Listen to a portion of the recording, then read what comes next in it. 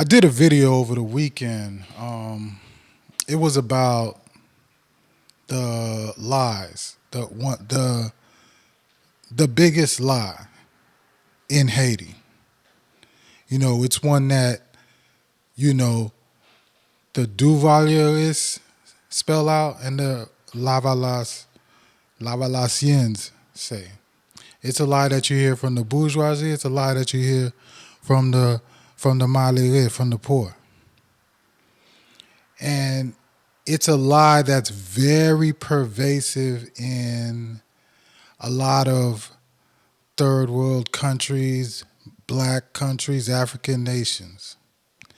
And that lie that I was talking about, because of this matter that's going on with the Bahamas, and a lot of people saying that they're not giving the right numbers of those who have fallen, who are missing. Like, I don't even think we're getting a missing number. I think we only have the count, I think they said, was at 50.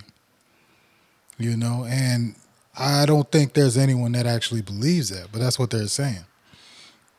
So what I want to do is be able to expand on that lie by looking at this case of the Bahamas. The reason why, and let me see if I could pull up this article on the Sentinel that I put up right here. Our ambassador over there, he's really chargé d'affaires because there was a lot of scandal or whatever that happened at the embassy, but he's a qualified ambassador. But, he says the Bahamian authorities are not reporting Haitian victims. And, So I want to explain why, even for Bahamians, they feel like the government is not giving good numbers. And I'm also going to be able to tell you as far as why they're doing that and what are the major implications of that. Okay? So the whole issue and the whole matter of this big lie that is told, especially in Haiti, is over this issue of direct foreign investment. Direct foreign investment. Something that everybody believes is is what the country needs. It's something that you hear from everybody. Oh, we need to get foreign direct investment in order to develop our economy. I showed actual, in the video this past weekend, I showed actual paperwork, like state paperwork from the State Department, where they're saying, oh yeah, Haiti now recognizes in their laws, in their code, that foreign direct investment is key to economic development for the country. And they tell this to every country. And in Bahamas, you have case in point of a country that has received foreign direct investment. Their entire economy, I think about 3/4 of their economy is based on foreign direct investment, and that's in tourism, and that's in financial services like banks. When you hear people say they're going to move their money offshore or they have a safety deposit box and stuff like that, it's usually in the Bahamas. That's what foreign direct investment is. And it gives the people some money. Like, they're not doing as bad as Haiti over there, but they're not doing that great either. They're not doing that great either. You don't really see people building wealth, Bahamian people, that is, building wealth over there. No, it's not them. Because what foreign direct investment, see, now I'm going off track. This is stuff I discussed in the other video. But what they're going to do is hire cheap labor to work their hotels, to work their restaurants. They're going to hire cheap. And yeah, they're going to invest in the country in roads. They're going to have roads. They're going to have schools and stuff like that. and hopefully somebody can make it come up. But you still have Bahamians coming to the U.S. because they can't really make it out there. Or they feel the education system is not enough. It's not Bahamians teaching Bahamians so they could grow. And that's the consequence of foreign direct investment. So now you have foreign direct investment, all the taxes come from foreigners, and it really takes away the power from the government. So when we see that Bahamian authorities are not giving the right numbers as to the deaths and definitely ain't trying to count Haitians, it's because of the tourism industry. It's because of the tourism industry, which they're so dependent on.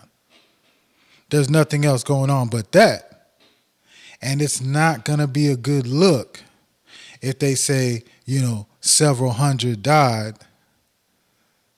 And that's going to be something, because the whole world is watching the Bahamas right now. The whole world is watching it. Eventually, maybe 2 months, 3 months down the road, they'll be like, okay, we got the count. The count went up to such and such number. When the whole world isn't watching anymore.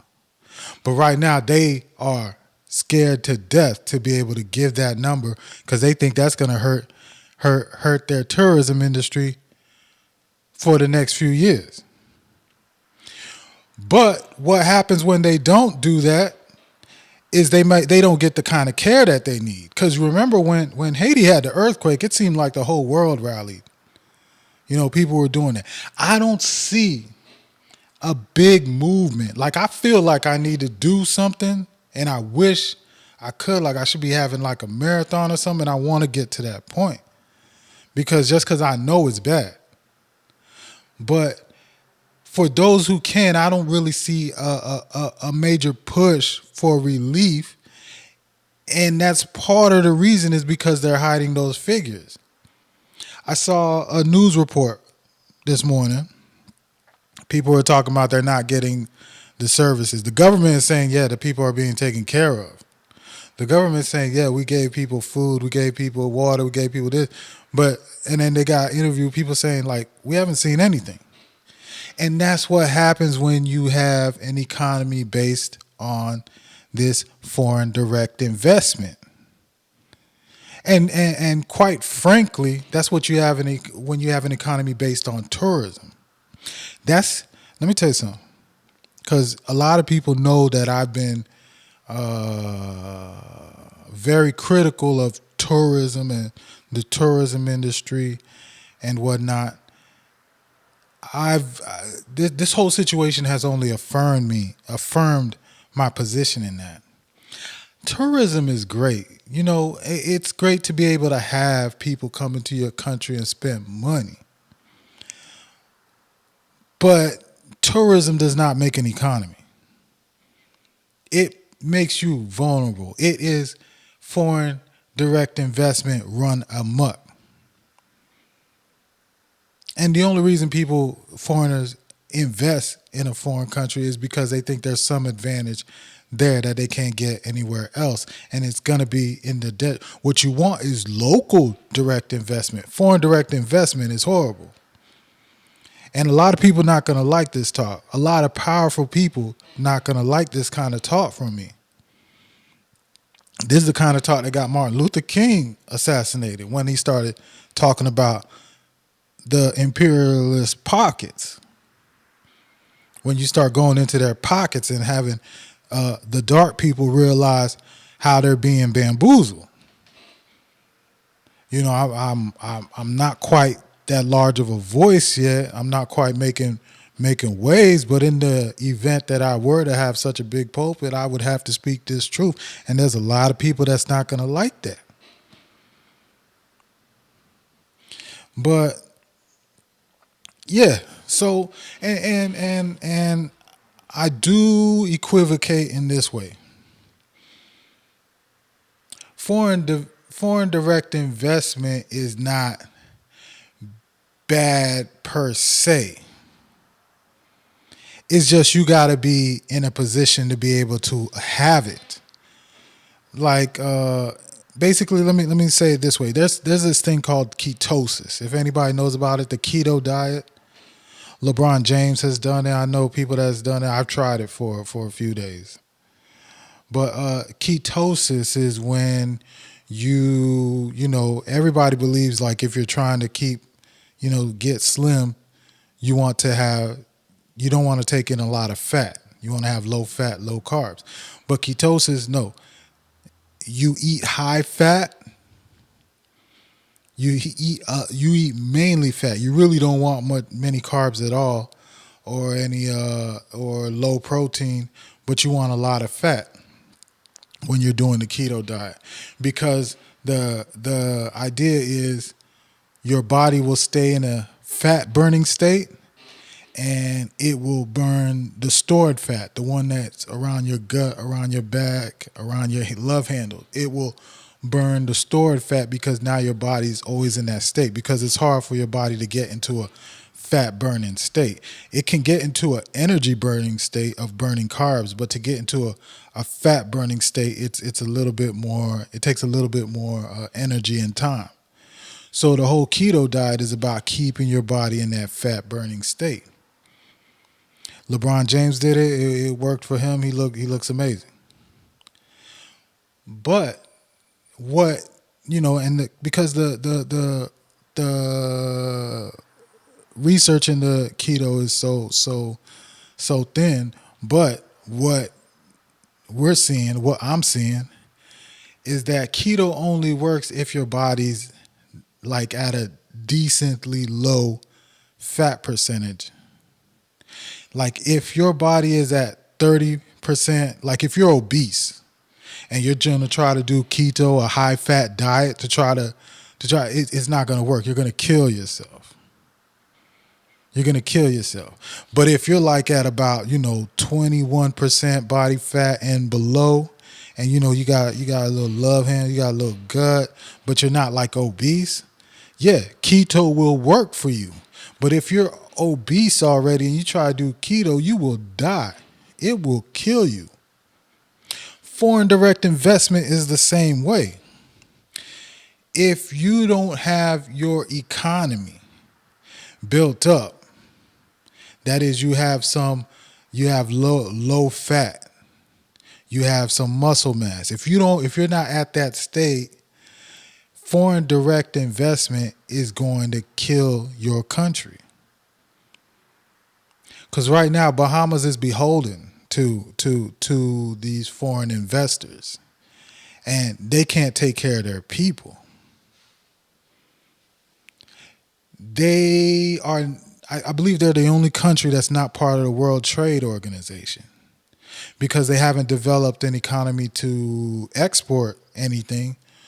So in the event they were actually they would join the WTO, it would be bad for them because things would be imported. The little that they do, the little that the farmers grow, the little that they have going on inside the country as far as an economy would completely break down, because they've focused more on foreign direct investment and not in their own economy. And when I say your own economy, I say this again. What makes an economy grow is if the money moves. It's not about how much money you have. It's about if that money moves. So it doesn't matter whether money is coming into the country of Haiti and leaving out of Haiti. That's not what makes an economy. What makes an economy is if within Haiti that money is moved. Money is exchanging hands, services, people power, people doing. If that can change hands, that's what an economy is. We've been taught that it's all about some foreign direct investment. It's not that. It's not that. So Bahamas it can't even join the trade organization to be able to really export anything, because at least in Jamaica they export aluminum or something to that, minerals like that. And they're not doing great, they're like, but they got a lot of foreign direct investment, but they're not necessarily doing great. Unless you're a musician or an athlete, I mean, there's not really many homegrown, people building wealth. So that's what foreign that's an issue where foreign direct investment is causing harm. And it's the reason why the Bahamians, they can't tell you how many people are dying. Have died in the storm. How many people need help? How many people are homeless? Like they said, 13,000 homes. I doubt it. I doubt it. 13,000 homes. I think maybe the numbers are probably like 6 times that. That's just my personal feeling, estimate, my speculation. But they can't let this go out. This is stuff they gotta wait till the world's not looking, and then maybe they'll tell the real numbers. And by then, a lot of people would not have been helped.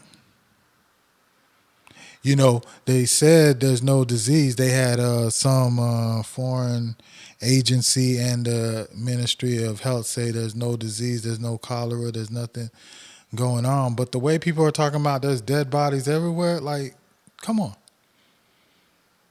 But they can't tell the truth. The authorities are beholden to foreigners. That's their paycheck. That's who pays the taxes. But if it were the citizens who were paying taxes, who were growing their wealth, who were investing in their country, then the authorities would be able to take care of them a lot better. A lot of people not going to like this kind of talk.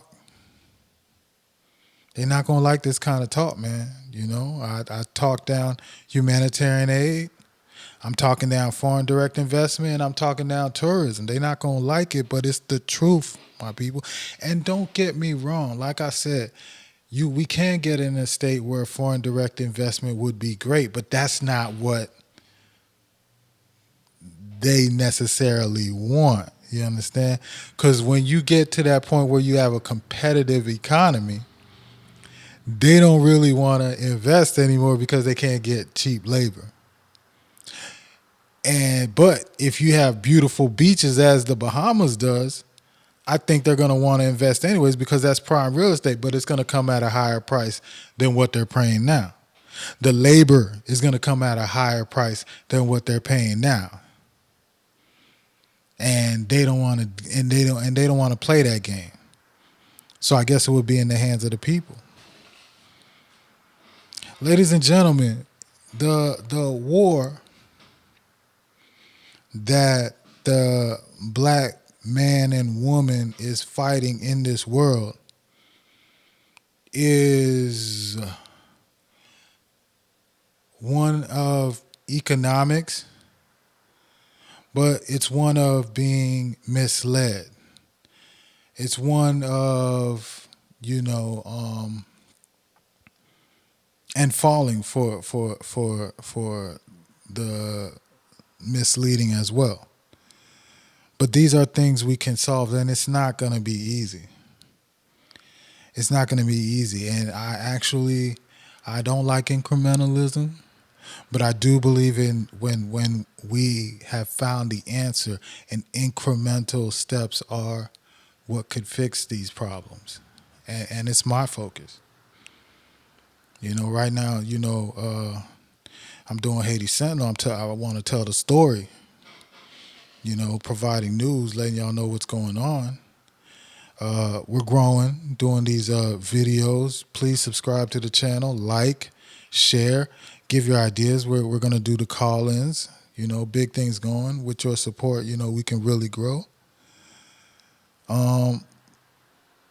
But definitely I got long-term plans for how we could really step by step get to where we want to go. But it's all about enjoying it for the moment. So let's enjoy. This is a sad story right here. We're in the moment right now where we got people suffering and dying.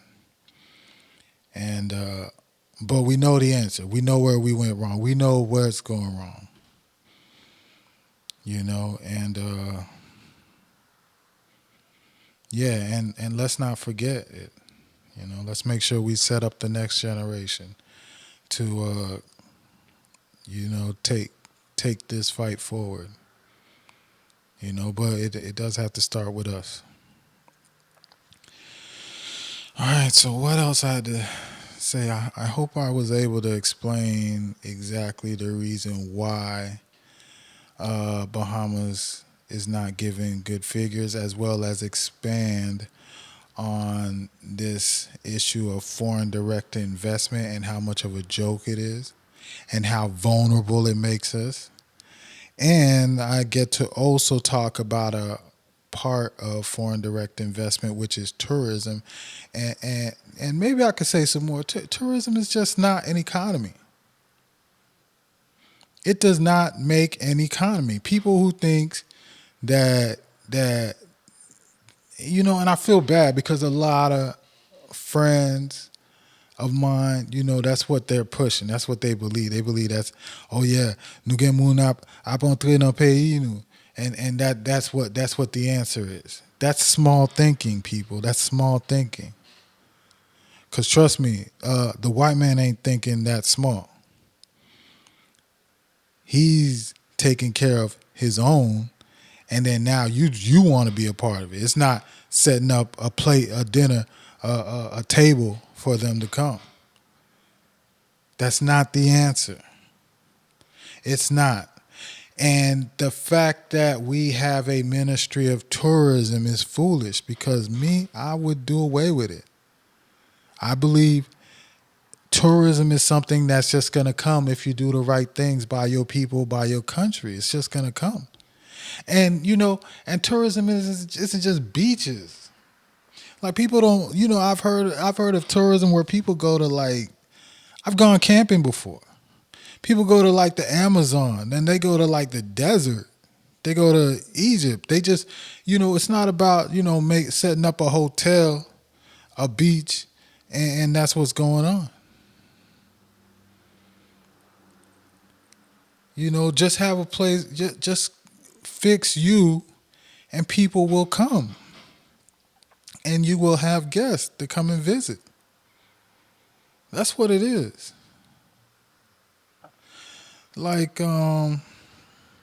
So yeah, that to me that's unnecessary. A ministry of tourism. That's unnecessary. I mean, homeland security, that's what it is. Commerce can take care of that. But to have a ministry dedicated to tourism is a joke. And a lot of people not going to like me saying that.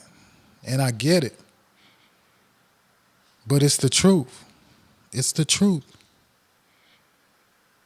It's just the truth. And yeah, I mean, it should be the private businesses who have hotels. They come together and have their association of hotels and they promote. It shouldn't be on the back of taxpayers to promote for their businesses, and these business owners don't even live in the country, and it doesn't work like that. That's terrible. It's not smart government.